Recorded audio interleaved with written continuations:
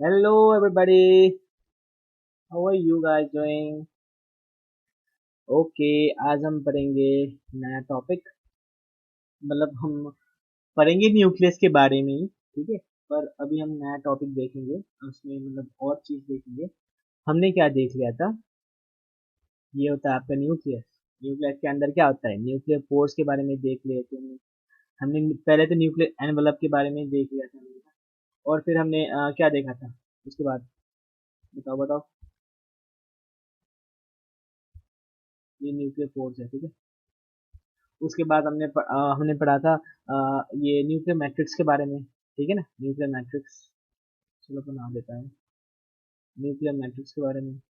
यार, अगर किसी को समझ में नहीं आ रहा तो प्लीज जाकर ना मेरे पिछले वीडियोस देखो प्लीज। वहां पर आप लोग को सभी समझ में आ जाएगा। आप लोगों को जितने भी मतलब डाउट्स है, नहीं अभी तो मैं क्लियर नहीं कर सकता आप लोग को। तो ओके, हमने ना वो देख लिए थे हमने, क्या बोलते हैं ये न्यूक्लियर मैट्रिक्स, राइट। पिछले हमने वीडियो में क्या देखे थे हमने, क्रोमैटिन, ठीक है। यहाँ पे बहुत सारे क्रोमैटिन होते हैं यार। क्रोमैटिन के भी बड़े सारे टाइप है, हेटेरोक्रोमैटिन, यूक्रोमैटिन, ये देख लिए थे हमने। और फिर आज हम पढ़ेंगे न्यूक्लियोलस, ठीक है। आप लोग ने देखा ही होगा यार, जब आप न्यूक्लियस के बारे में पढ़ते हो तो फिर कहीं पर आप मतलब आप देखोगे ना न्यूक्लियस के अंदर भी यार एक गोला सा बना हुआ था। ये क्या है भला? नहीं, ये है क्या? ये कुछ भी नहीं है है मतलब मैं बताऊंगा, पर उतना वो नहीं है, क्या बोलते हैं, हार्ड नहीं है इनको, इसको ना याद करना, ठीक है। इसको बोलते हैं हम न्यूक्लियोलस।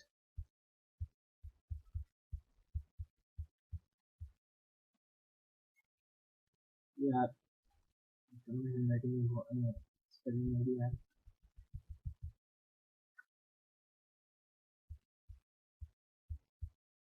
ठीक है। न्यूक्लियोलस, न्यूक्लियोलस हम सिंगुलर, अगर प्लूरल है तो क्या बोलेंगे हम, ठीक है। Nucleolus, okay. यहाँ तक आप लोग को समझ में आ गया होगा। देखिए, एक्चुअली ये ना कोई ऑर्गेनल नहीं है, ठीक है। न्यूक्लियस के अंदर और कुछ है, ये नहीं, वैसी वो सी चीज नहीं है। ये ना मेम्ब्रेन नहीं होते इनमें, ठीक है। जैसे यहाँ पर देखिए आप, न्यूक्लियस में मेम्ब्रेन होती है ना, दो, वो भी दो। प्लाज्मा मेम्ब्रेन एक मेम्ब्रेन है। और फिर हमारे माइटोकॉन्ड्रिया में भी मेम्ब्रेन होते हैं, दोनों मेम्ब्रेन होते हैं, नहीं। लाइसोसोम में भी होते हैं। और फिर क्या बोलते हैं, हमारे वैक्यूल में बहुत सारी चीजों में क्या होता है, मेम्ब्रेन होता है ना। पर ये मेम्ब्रेन बाउंड में नहीं है, ठीक है। ये एक स्ट्रक्चर ही है, बहुत ही डार्क। न्यूक्लियस के अंदर भी बहुत ही एक डार्क आपको ना एक वो मिलेंगे ना। पर वो, उसका मतलब ये नहीं कि उसके अंदर भी कुछ मेम्ब्रेन बाउंड है, नहीं, वो मेम्ब्रेन बाउंड नहीं होता है, ठीक है ना। That is not membrane bound, okay. तो यहाँ पर एक्चुअली क्या होता है, ठीक है। यहाँ पर ना, यहाँ पर एक ये रीजन है, यहाँ पर भी न्यूक्लियोटाइड्स ही है, ठीक है। मतलब डीएनए, डीएनए ही है यहाँ पर भी, ठीक है ना। तो यहाँ पर वो डीएनए ज्यादा होता है जो ट्रांसक्राइब करता है आरएनए को, ठीक है ना। अब आप लोग समझ रहे हो कि यार आरएनए की बात कहाँ से आ गई। नहीं, हमें हमारे जेनेटिक मटेरियल जो डीएनए होता है, तो फिर आरएनए कहाँ से आ गया? नहीं, हमारे भले ही हमारे जेनेटिक मटेरियल डीएनए है, पर आरएनए की भी उतनी जरूरी है, हमें उतनी जरूरत है, ठीक है ना। बिकॉज यार, जो भी चीज है, जो भी आपके ना मतलब न्यूक्लियस में जो जितनी भी इंफॉर्मेशन आपके डीएनए में है ना, अब अल्टीमेटली मतलब उसको ना वो इंफॉर्मेशन को एक्सप्रेस करने के लिए क्या चाहिए आपको? प्रोटीन चाहिए, राइट। प्रोटीन ही तो करता है सभी कुछ। अब प्रोटीन बनाने के लिए क्या चाहिए आपको? आरएनए। अगर आपके पास आरएनए नहीं है तो फिर प्रोटीन नहीं बन सकता ना। इसीलिए यहाँ पर प्रोटीन आरएनए की जरूरत है। अब आरएनए भी बहुत सारे होते हैं, आर आरएनए होते हैं, एम आरएनए होते हैं, नहीं, और फिर टी आरएनए होते हैं। तो आर आरएनए, ये जो न्यूक्लियोलस में ये वाला रीजन नहीं है, ये वाला रीजन में किसकी सिंथेसिस, कौन सी मतलब एमआरएनए आरएनए की सिंथेसिस होती है? Are RNA. आर आरएनए का मतलब फुल फॉर्म क्या है? राइबोसोमल आरएनए, ठीक है ना। Ribosomal RNA, okay. यहाँ तक आप लोगों को समझ में आ गया होगा। चलो आगे देखते हैं। तो तो ये तो हुआ एक बेसिक चीज, ठीक है। अब हम देखेंगे कि ये न्यूक्लियोलस को किसने डिस्कवर किया था, ठीक है। एक साइंटिस्ट थे, उनका नाम था फोंटोना, ठीक है। फोंटाना। तो फोंटाना नाम के एक साइंटिस्ट ने इस न्यूक्लियस को डिस्कवर किया था, ठीक है। ओके, अब और तो आपको पता ही होगा कि मतलब ऑर्गेनिज्म में कितनी वैरायटीज होती है ना, राइट। तो न्यूक्लियोलाई भी यार कई सारे ना, ये न्यूक्लियस में भी यही होता है, ठीक है।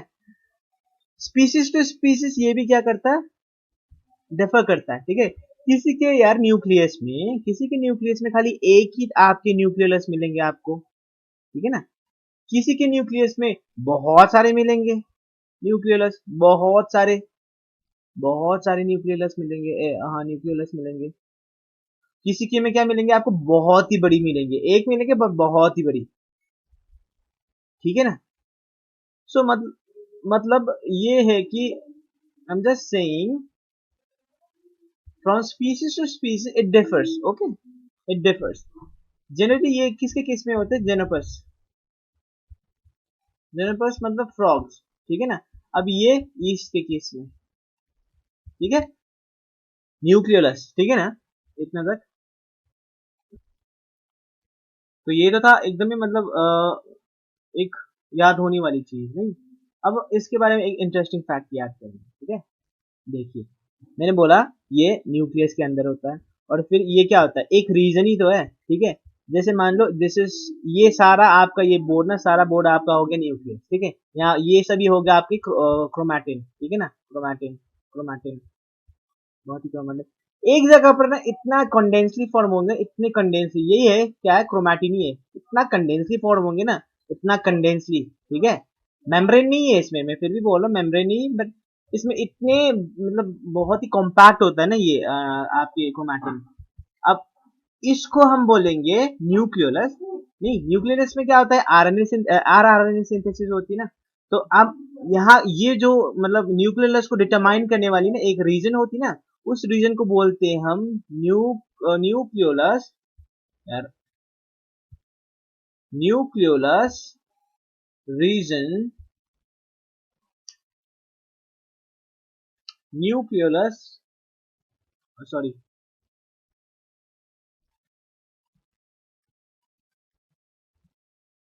इसको बोलेंगे हम न्यूक्लियोलस ऑर्गेनाइजिंग रीजन, ठीक है। न्यूक्लियोलस ऑर्गेनाइजिंग रीजन, इस रीजन को बोलेंगे। अब ये जो चीज जिस भी क्रोमोजोम में होंगे ना, जिस भी क्रोमोजोम में होंगे, मानो ये क्रोमोजोम में है ये वाली चीज, ठीक है। तो इस क्रोमोजोम को हम बोलेंगे न्यूक्लियोलर ऑर्गेनाइजिंग क्रोमोजोम, ठीक है। न्यूक्लियोलर, न्यूक्लियोलस ऑर्गेनाइजिंग क्रोमोजोम, ठीक है। अब देखिए, अब ना इसके बारे में भी हम थोड़ा सा पढ़ते हैं, ठीक है, डिटेल में, मतलब न्यूक्लियोलस के बारे में थोड़ा सा डिटेल में पढ़ेंगे। ये जो न्यूक्लियस, ये न्यूक्लियस नहीं है, न्यूक्लियोलस नहीं है। न्यूक्लियोलस में भी यार एक्चुअली ना उनकी अगर हम इसके ना अल्ट्रा स्ट्रक्चर देखें ना, तो इनमें भी पार्ट्स होते हैं, ठीक है, सेगमेंट्स होते हैं। यहाँ पर जहाँ पर आपके जीन है, ठीक है, मतलब जो वही सीक्वेंस, जो मतलब वही जीन्स है जो आरएनए को ट्रांसक्राइब करेंगे, ठीक है, वही जीन है, सारे जीन मतलब डीएनए की सेगमेंट, क्रोमैटिन की सेगमेंट, जहां पर खाली वही जीन है, ठीक है। उसके बाहर ना एक वो होता है, मतलब एक लेयर, उसको हम बोलेंगे, उस लेयर को हम बोलेंगे fibrillar, fibrillar component, fibrillar component. इस रीजन का हम ना फिब्रिलर सेंटर बोलेंगे, ठीक है। तो फिब्रिलर सेंटर में क्या होता है, फिब्रिलर सेंटर में वही जीन्स होते हैं जो जीन आरएनए के लिए आरएनए को सिंथेसिस करती है, नहीं। अब जो परत उसके बाहर उसको ना सराउंड किए होते ना, तो उसको हम बोलेंगे फिब्रिलर कंपोनेंट। अब इसके बाहर ना आउटर मोस्ट सेक्शन में क्या होंगे, यहाँ पर ना एक मैच्योर, ठीक है, राइबोसोम, क्योंकि यार राइबोसोम बनेंगे ना यहाँ पर। तो ये जो है ना, ये ग्रैन्युलर, इसको बोलेंगे हम ग्रैन्युलर, क्योंकि बहुत सारे ग्रैन्यूल्स है ना, ग्रैन्युलर रीजन बोलेंगे, ठीक है ना, ग्रैन्युलर रीजन। ओके, अब समझ में आ गया था। ये ग्रैन्यूल्स किसके, ये ग्रैन्यूल्स है matured, matured matured ribosomal mature ribosomal precursor, ठीक है, प्रिकॉर्सर पार्टी पार्टिकल्स, मतलब जो भी ये ग्रैन्यूल्स है ना बाहर, जो भी ग्रैन्यूल्स है बाहर, ये सभी क्या होंगे, अब बनना तो इनको राइबोसोम है नहीं, तो राइबोसोम के मतलब एक प्रिकॉर्सर, ठीक है, अब ये सभी मिलकर ना राइबोसोम बनाएंगे आपके। चलो यहाँ तक हो गया, समझ में आ रहा है आप लोग को? देखिए एक्चुअली ये आपका न्यूक्लियोलस है, ठीक है, मतलब मेम्ब्रेन नहीं होती, पर ऐसे मैं आप लोग को समझाने के लिए बना रहा हूँ। न्यूक्लियोलस है, ठीक है ना। अब न्यूक्लियोलस में क्या होता है, आपके जीन जो होते हैं बहुत सारे, जो किसको ट्रांसक्राइब करते हैं, जो किसको मतलब बनाता है आरआरएनए को, नहीं। अब हमारे राइबोसोम है, ribosome ribosome is necessary, right, necessary, necessary for protein synthesis, right, protein synthesis के लिए हमें राइबोसोम चाहिए। तो वो राइबोसोम कैसे बनता है, आरआरएनए, राइबोसोमल आरएनए। अब राइबोसोमल आरएनए और थोड़े से प्रोटीन जो बाहर साइटोप्लाज्म से आते हैं ना, तो राइबोसोम आरआरएनए और फिर प्रोटीन मिलकर आपके राइबोसोम बनाते हैं, ठीक है, राइबोसोम। और राइबोसोम के सब यूनिट होते हैं, आपको पता ही है, एक हुआ लार्ज सब यूनिट, एक हुआ स्मॉल सब यूनिट। तो ये सब ऐसे नहीं बनाते राइबोसोम ना, एक ये मान लो ये लार्ज सब यूनिट है और ये स्मॉल सब, ऐसे मतलब फ्रीली फ्रीली स्टेट में बनाते, ठीक है। अब ये यहाँ पर सिंथेसिस होगा राइबोसोम। अगर आपको क्वेश्चन में आए कि राइबोसोम कहाँ पर सिंथेसिस होता है, राइबोसोम कहाँ पर फॉर्म होता है, तो बोलना कि राइबोसोम न्यूक्लियोलस में फॉर्म होता है, ठीक है। किनसे फॉर्म होता है, क्योंकि न्यूक्लियोलस में आरआरएनए होती है ना, क्योंकि आरएनए आरएनए को ट्रांसक्राइब करने वाले जीन्स वहां पर होती है, तो आरएनए वहां पर सिंथेसिस होगी और फिर प्रोटीन्स बाहर से जाएंगे, नहीं, जो न्यूक्लियर पोर है वहां से होकर आपके न्यूक्लियस में जाएंगे, और न्यूक्लियस में जाकर दोनों मिलकर क्या बनाएंगे, राइबोसोम बनाएंगे। अब राइबोसोम किस तरीके से बनाएंगे, किस कौन से फॉर्म में, फ्री फॉर्म में। कभी भी राइबोसोम ना ऐसे जुड़े नहीं होते, होते दोनों सब यूनिट है, पर जुड़े नहीं होते, जहां पर एक्टिवेशन होगी ना तभी होंगे, ठीक है। ओके, आई होप आप लोग को समझ में आ गया होगा। तो इतना ही था, ओके, बाय बाय, सी या।